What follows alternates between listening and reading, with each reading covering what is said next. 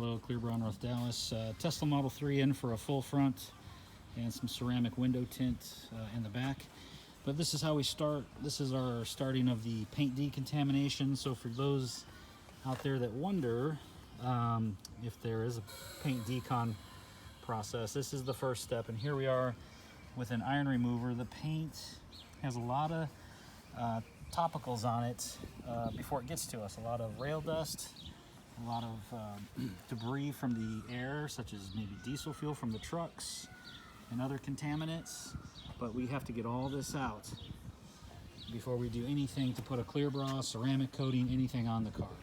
So to answer any questions before any car gets wrapped here at Clearbrow, North Dallas with Clearbrow, any ceramic coatings, there's a full decon process and then a correction to the paint surface. We would never take a car in without any type of prep.